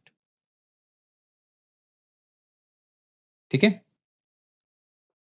मुझे बताओ बात समझ आई या नहीं, क्लियर है? चलिए, तो दूसरी कंडीशन हमने पूछी इलॉन मस्क भाई साहब से कि दूसरी कंडीशन बताओ। उसने कहा देखो, मेरे जो एसेट है, क्योंकि अगर मैं इंडिया में मेरा एक्टिव प्लेस होगा, अगर मेरा बिजनेस प्लेस एक्टिव इंडिया में होगा, तो मेरे जो एसेट हैं वो भी सब कहां होने चाहिए, इंडिया में। तो वो कह रहा है कि देखो मेरा जो प्लेस है आउटसाइड इंडिया है। हमने कहा दूसरी कंडीशन, उसने कहा कि जो मेरे एसेट्स हैं, एसेट सिचुएटेड इन इंडिया, ये बहुत कम है। हमने कहा कितने कम है, उसने कहा less than, less than 50% of total asset. यानी मेरी कंपनी में जितने भी एसेट्स हैं, मेरी कंपनी में जितने भी एसेट्स हैं उससे 50% से भी कम। याद रखना, यहां पे इक्वल टू नहीं है, यहां पे लेस देन है। यहां पे जो पहली कंडीशन थी ना, वहां पे था लेस देन और इक्वल टू, यहां पे इक्वल टू वर्ड नहीं है, गलती मत कर देना। यहां पे क्या वर्ड है, यहां पे स्पेसिफिकली वर्ड है लेस देन। तो यानी वो कह रहा है कि उसके जो इंडियन एसेट्स हैं, जो इंडियन एसेट्स हैं वो लेस देन है किससे, 50% ऑफ टोटल एसेट।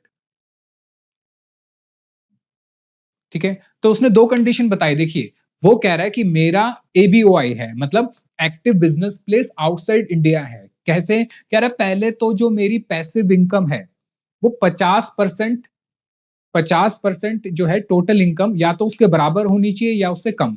अगर ये कंडीशन सेटिस्फाई हो गई तो हम कहेंगे आपका प्लेस ऑफ बिजनेस इंडिया से बाहर है। हमने कहा दूसरी कंडीशन, उसने कहा देखो अगर मेरा बिजनेस इंडिया में होता तो मेरे एसेट भी इंडिया में होते। अब मेरे एसेट तो सारे बाहर हैं। हमने कहा तो फिर बताओ कितने हैं। उसने कहा कि मेरे जो एसेट हैं उसका 50% से भी कम, 50% से भी कम इंडिया में है। यानी कि लेस देन 50% होना चाहिए, इंडियन एसेट उसके लेस देन 50% होने चाहिए। ठीक है, नेक्स्ट, वो कह रहा है कि देखो अगर मेरा सारा काम इंडिया से हो रहा होता, यानी मेरा प्लेस इंडिया में होता, तो मेरे बहुत सारे इंप्लॉय भी इंडिया में होते। हमने कहा ये बात तो सही है। तो उसने ये कहा कि इंप्लॉइज इन इंडिया, जैसे मैं लिख रहा हूं वैसे लिखना, इंप्लॉइज इन इंडिया और रेजिडेंट, या तो इंडिया के इंप्लॉय हो या रेजिडेंट इन इंडिया, उसके इंप्लॉय रेजिडेंट इन इंडिया। ये भी क्या होने चाहिए सर, ये भी कह रहा है लेस देन, कम है, कितने से कम है, 50% of total number of employees, मेरे जितने भी एम्प्लॉयज हैं उसके 50% से भी कम है। यहां पे भी इक्वल टू वर्ड नहीं है, यहां पे क्या है सर, यहां पे है लेस देन। ठीक है, तो समझिए मेरी बात। वो कह रहा है कि देखिए सबसे पहले तो मेरा जो प्लेस है वो इंडिया से बाहर है, क्योंकि मेरी पैसिव इनकम वो 50% या उससे कम है, 50% या उससे कम है टोटल इनकम की। टोटल इनकम की 50% या उससे भी कम पैसिव इनकम है। और अगर मेरा काम इंडिया में हो रहा होता तो मेरे एसेट सारे इंडिया, बहुत सारे एसेट इंडिया में होते। तो उसने कहा मेरे टोटल एसेट का 50% से भी कम, less than 50%, come on, less than 50% क्या है सर, इंडिया से बाहर है। और वो कह रहा है कि देखो अगर मेरा काम इंडिया में हो रहा होता और एसेट की जरूरत नहीं पड़ती, एसेट्स की जरूरत नहीं पड़ती, तो मेरे एम्प्लॉय बहुत सारे इंडिया में होते या इंडिया के रेजिडेंट होते, इंडिया के रेजिडेंट होते। तो कह रहा है एम्प्लॉय इन इंडिया और रेजिडेंट इन इंडिया, कह रहा है ये भी बहुत कम है। हमने कहा कितने, कह रहा है जितने मेरे टोटल एम्प्लॉय है ना वर्ल्ड के, उसके 50% से भी कम है। तो तीन कंडीशन हो गई। चौथी कंडीशन क्या है, चारों कंडीशन एक साथ पूरी होनी चाहिए। चौथी कंडीशन है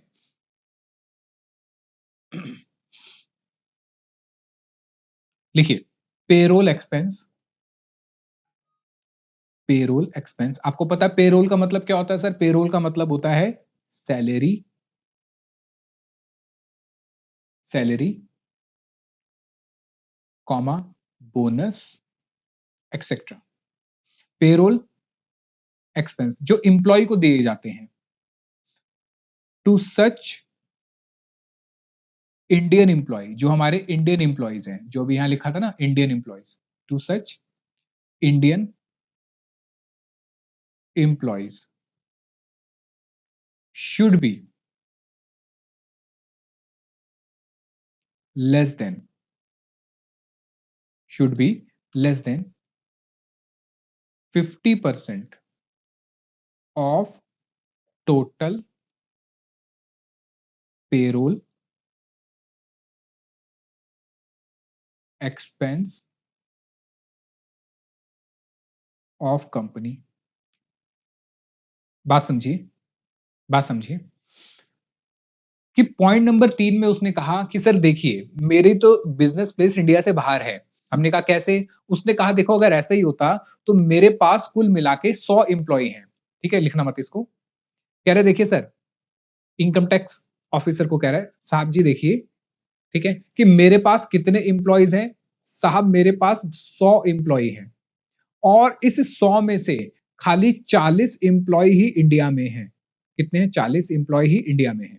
ठीक है, यानी कि ये कह रहा है कि लेस देन 50% है, लेस देन 50%। मुझे बताओ 50% कितने हुए, 50। तो 50 से भी कम है, लेस देन 50% है ऑफ टोटल एम्प्लॉय। हमने कहा सर ये तो बात ठीक है। फिर हमारा दिमाग घूमा, मतलब इनकम टैक्स का दिमाग घूमा, इनकम टैक्स डिपार्टमेंट का दिमाग घुमा। उसने कहा ये भी तो हो सकता है, ये भी तो हो सकता है कि ये 40 एम्प्लॉय ही इसके एक्चुअल हो और जो 60 एम्प्लॉय बचे इसके, इस 100 में से 40 तो ये हो गए जो इंडिया के हैं। ये क्या है, इंडिया के, लिखना मत इसको। जो बचे 60 एम्प्लॉय हैं, 60 एम्प्लॉय, ये इसने खाली ऐसे ही झूठ मूठ के दिखा रखे हैं। ये ऐसे ही क्या है, झूठ मूठ के दिखा रखे हैं, ये इनको ज्यादा पैसा नहीं देता। यानी समझिए ये कुल मिला के जो तनख्वाह पे कर रहा है वो पे कर रहा है, मान लेते हैं 500 करोड़ की। कितनी तनख्वाह पे कर रहा है, 500 करोड़ की, साल भर में 500 करोड़ की। ठीक है, और जिसमें से 400 करोड़ तो यहां जा रहे हैं और बाकी जो 60 एम्प्लॉय हैं, 60 एम्प्लॉय है, इनको सिर्फ 100 करोड़ जा रहे हैं। कितने जा रहे हैं, सिर्फ 100 करोड़। तो इसका मतलब ये हुआ कि ये कंडीशन पूरी करने के लिए, तीसरी कंडीशन पूरी करने के लिए इसने क्या करा, इसने 100 एम्प्लॉय दिखाए टोटल कंपनी में, 60 एम्प्लॉय इसने दिखा दिए बेकार वाले, यानी अपने घर वालों को ही रख लिया, अपने घर वालों को ही रख लिया, बड़ा परिवार है, बहुत सारे लोगों को, दोस्तों यारों को दिखा दिया, देखो सर ये सब मेरे एम्प्लॉय है, इनको मैं तनख्वाह देता हूं और मेरे ज्यादा एम्प्लॉय इंडिया से बाहर हैं और इंडिया के एम्प्लॉय सिर्फ 40 है और 50% से भी कम है, 50% से भी कम है। लेकिन पता चला कि भाई ये जो मेजोरिटी ऑफ खर्चा है ये किनको दे रहा है, इन 40 एम्प्लॉयज को दे रहा है, 400 करोड़ तो इन पे खर्च कर रहा है। इसका मतलब ये जो 60 एम्प्लॉय हैं, इनसे ज्यादा काम कौन कर रहा है सर, इनसे ज्यादा काम ये 40 एम्प्लॉय कर रहे हैं। तो अब यहाँ पे नंबर मैटर नहीं करा, यहाँ पे नंबर मैटर नहीं करा, यहाँ मैटर करेगा इसको कितनी तनख्वाह दी जा रही है, इनको कितनी तनख्वाह दी जा रही है। तो अगर इसकी टोटल सैलरी जो है या पेरोल एक्सपेंस, टोटल सैलरी या पेरोल एक्सपेंस, इसके 50%, मुझे बताओ 50% कितना हुआ? 250 करोड़। अगर 250 करोड़ से ज्यादा, 250 करोड़ से ज्यादा, 250 करोड़ से ज्यादा कहां पे खर्च हो रहा है सर? इंडिया में खर्च हो रहा है। 250 करोड़ से ज्यादा की सैलरी कहां जा रही है? इंडिया में जा रही है। यानी टोटल तनख्वाह के, टोटल बोनस या बोनस नहीं है, पेरोल एक्सपेंस का 50% से ज्यादा, ज्यादा इक्वल टू नहीं है, 50% से ज्यादा अगर इंडियन एम्प्लॉय पे खर्च हो रहा है, तो इसका मतलब यह है कि सर आपका ज्यादातर काम इंडिया में हो रहा है। और वो हमसे ये कह रहा है, वो हमसे ये कह रहा है कि देखो पूरे साल भर में मैंने कितनी तनख्वाह दी। इलॉन मस्क कह रहा है कि सर देखिए पूरे साल भर में मैंने तनख्वाह दी 500 करोड़ की। इलॉन मस्क क्या कह रहा है हमें कि सर पूरे साल भर में मैंने कितनी तनख्वाह दी? 500 करोड़ की। और कह रहे सर पूरे साल भर में मैंने कितनी तनख्वाह दी? मैंने सैलरी जो दी वो दी मैंने पूरे साल भर में, टोटल कंपनी की 500 करोड़ है, ठीक है। और मेरे जो इंप्लॉय हैं वो 60 इंप्लॉय तो हैं यूएसए के, 40 इंप्लॉय जो हैं इंडिया के हैं, ठीक है। इनको मैं दे रहा हूं, इनको मैं दे रहा हूं 300 करोड़ और इनको दे रहा हूं 200 करोड़, ठीक है। तो मेरी ज्यादातर ज्यादातर तनख्वाह कहां खर्च हो रही है सर? इंडिया से बाहर खर्च हो रही है। इसका मतलब मेरा एक्टिव प्लेस ऑफ बिजनेस भी इंडिया से बाहर है। हमने कहा लेकिन कितनी लिमिट तक? उसने कहा 50% तक। यानी कि कितना हो गया सर? 500 करोड़ का 50%, 250 करोड़। यानी अगर 250 करोड़ इंडिया में खर्च हो जाते, 250 करोड़ की तनख्वाह इंडिया में खर्च हो जाती, तो कंडीशन सेटिस्फाई नहीं होती, फिर आप रेजिडेंट बन जाते। लेकिन 250 करोड़ से कम, यानी कि less than total payroll expense, less than the companies total payroll expense. किससे लेस देन? 50% से लेस देन, ठीक है। तो ये क्या है सर? चारों कंडीशन ये वाली है, ठीक है। आइए जरा इनको, इसी को मैं एक बार आपको तरीके से लिखवा देता हूं।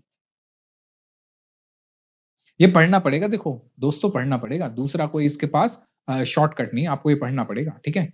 आइए लिखिए, सैलरी ऑफ इंडियन एम्प्लॉयज क्या होनी चाहिए sir? Less than, equal to नहीं है, यहां पे याद रखना, 50% of total salary. Salary word नहीं है वैसे, वर्ड है payroll expense, expense of all employees of company. तो ये चारों कंडीशन अगर पूरी हुई, समझिए मेरी बात, चारों कंडीशन अगर पूरी हुई, चारों कंडीशन एक साथ पूरी होनी चाहिए, तो हम मान लेंगे कि आपका एक्टिव बिजनेस प्लेस इंडिया के बाहर है। आओ लिख लेते हैं, चार कंडीशंस साथ में पूरी, सर खाने वाली पूरी नहीं है, कंप्लीट या सेटिस्फाई हो गई,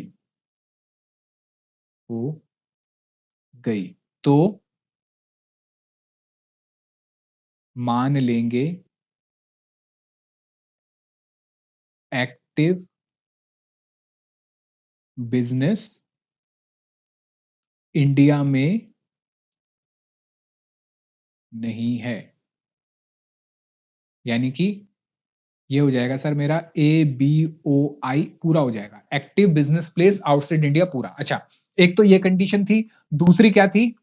लिखा नहीं, चलो लिख लो इसको, कि मेरा active business place outside India हो जाएगा।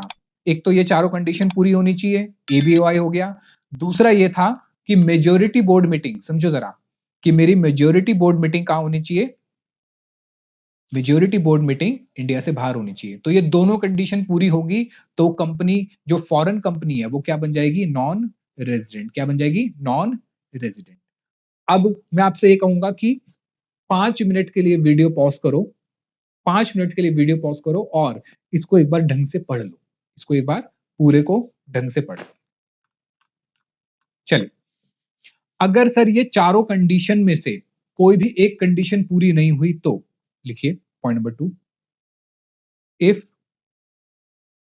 Active business place outside India test failed, अगर ये टेस्ट फेल हो जाता है, इसका मतलब क्या हुआ, इसका ये मतलब हुआ, लिखिए ABOI की चारों चारों कंडीशंस में से कोई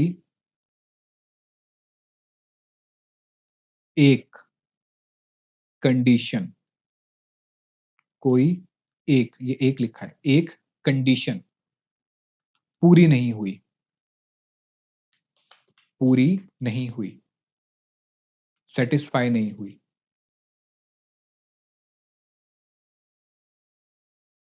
पूरी नहीं हुई, इसका मतलब ये हुआ सर, इसका मतलब ये हुआ फॉरेन कंपनी,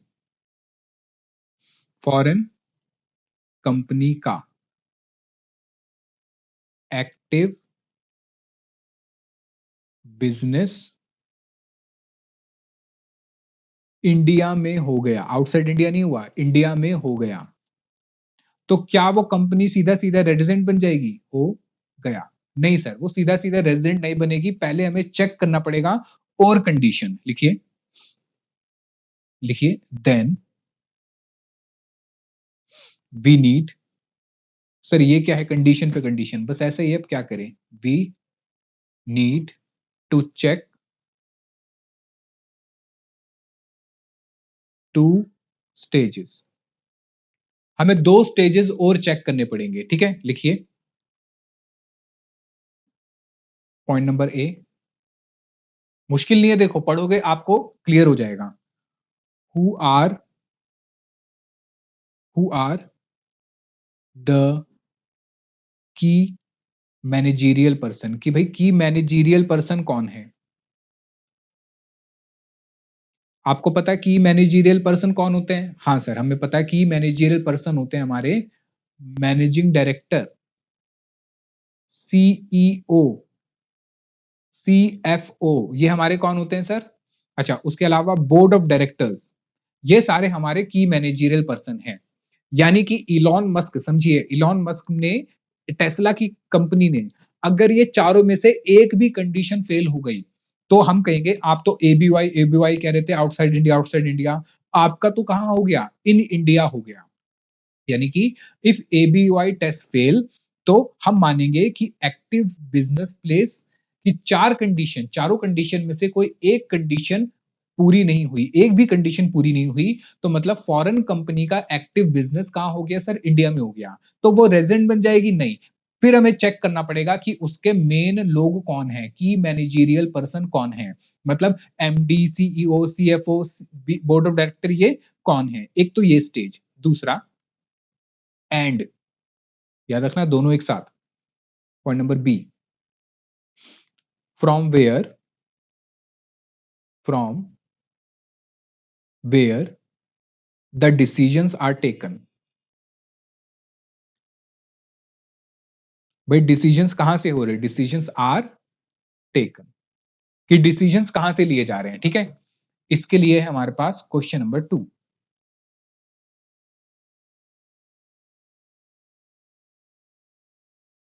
ठीक है, तो अभी हमने कौन सा क्वेश्चन करा था सर, देखो हमने करा था क्वेश्चन नंबर 1 एबीओआई वाला, ये रहा, हमने क्वेश्चन नंबर 1 करा था कि एबीओआई क्या है, अब क्वेश्चन नंबर 2 करेंगे ये वाला, कि सर ये जो दोनों स्टेजेस हैं, इसमें क्या करना है और कैसे देखना है, ठीक है,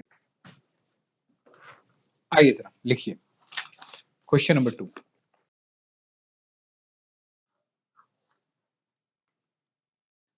a foreign company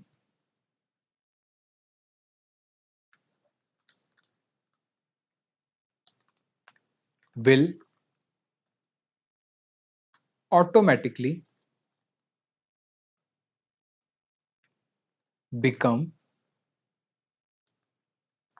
resident in India comma, if anyone of the four ABY conditions got failed, full stop.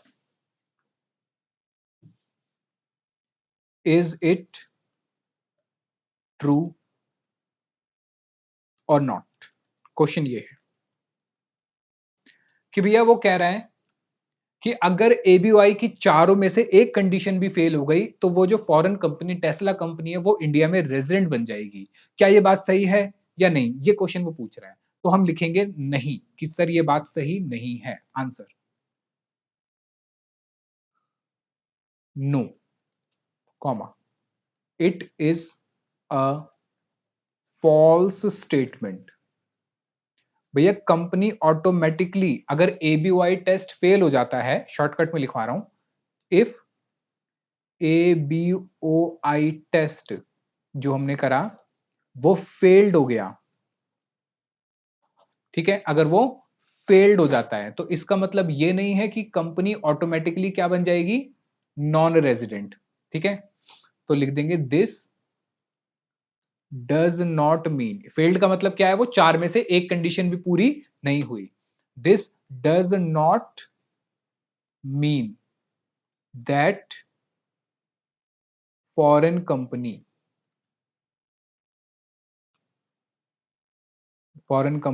Automatically becomes resident. इसका मतलब ये नहीं है कि वो कंपनी ऑटोमेटिकली क्या बन जाएगी, रेजिडेंट। हमें क्या चेक करना पड़ेगा सर, हमें दो स्टेजेस पे बातें चेक करनी पड़ेगी। Now we have to check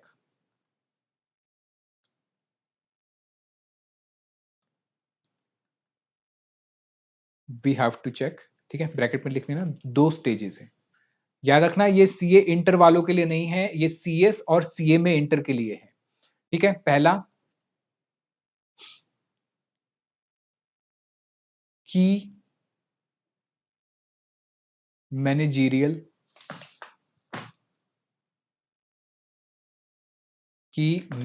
गलती क्यों हो रही है, की मैनेजीरियल पर्सन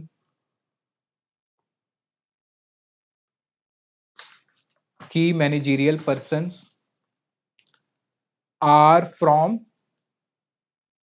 इंडिया, कि क्या की मैनेजीरियल पर्सन इंडिया से हैं।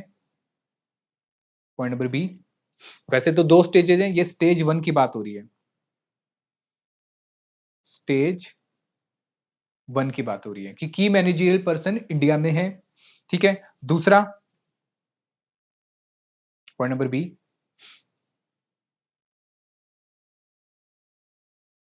की अच्छा, की मैनेजरियल पर्सन को मैं शॉर्ट में केवाईएम कर दूं, आपको पता ही होगा इनको शॉर्टकट में हम केएमपी कहते हैं, केवाईएम नहीं, KMP. KMP are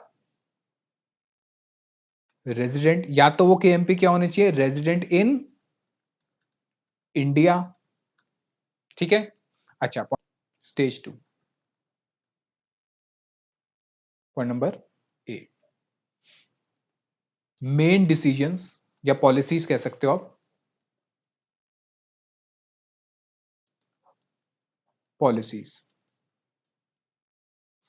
are made या टेकन फ्रॉम इंडिया, कि भाई इसका जो कंट्रोल मैनेजमेंट क्या है, कहां पर है, इंडिया में। ठीक है, और control management is from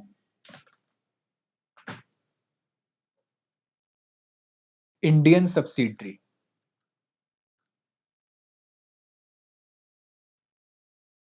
Indian subsidiary, ठीक है, तो ये दोनों भी चेक करना पड़ेगा। तो अगर उसके एबीवाई जो टेस्ट है वो फेल हो गया, चार में से एक कंडीशन फेल हो गई है, तो फिर हम किस पे देखेंगे, क्या उसके मेजॉरिटी जो केएमपी है, की मैनेजर पर्सन इंडिया के रेजिडेंट हैं या इंडिया के हैं, इंडिया के रेजिडेंट हैं या इंडिया के हैं। तो हम मान लेंगे कि भाई वो क्या बन गई कंपनी, रेजिडेंट। अगर नहीं हुए इंडिया के तो नॉन रेजिडेंट। दूसरी चीज दोनों साथ में चेक करनी है कि भाई ज्यादातर डिसीजन कहां से लिए जा रहे हैं, इंडिया से, तो फिर वो रेजिडेंट बन जाएगी, ठीक है कंपनी। और नहीं लिए जा रहे तो नॉन रेजिडेंट से, नॉन रेजिडेंट बन जाएगी। या कंट्रोल मैनेजमेंट कहां है उसका, इंडियन सब्सिडरी के पास, ठीक है। चलो, तो ये मेन पॉइंट्स है। अब आपको क्या करना है, एक बार शुरू से इसको फिर से पढ़ लेना। आज के लिए सिर्फ इतना ही करते हैं, क्योंकि मैं आगे कराऊंगा तो मुझे लग रहा है आपको दिक्कत हो जाएगी। तो एक काम करते हैं दोस्तों, ये इंपॉर्टेंट पॉइंट था, सीए इंटर के लिए नहीं है, सीएमए और सीएस के लिए है। तो मैंने अपनी तरफ से बहुत इजी तरीके से कराने की कोशिश करी है, विद एग्जांपल आपको समझाने की कोशिश करी है। आपको ये तब अच्छे से याद होगा जब आप इसको पढ़ेंगे अच्छे से, 3 से 4 बार पढ़ लोगे तो याद हो जाएगा, मुश्किल नहीं है, ठीक है। तो एक काम करते हैं, मिलता हूं आपसे अगले लेक्चर में। आज के लिए इतना ही रखते हैं, तब तक के लिए पढ़ते रहिए, खुश रहिए। चैनल को सब्सक्राइब करिए और शेयर जरूर करिए अपने दोस्तों के साथ, और कमेंट करके मुझे बताइए आपको कैसे लगा, क्योंकि मुझे उससे मोटिवेशन मिलता है, ठीक है। चलिए, मिलता हूं आपसे अगले लेक्चर में, तब तक के लिए बाय बाय, टेक केयर और जय हिंद।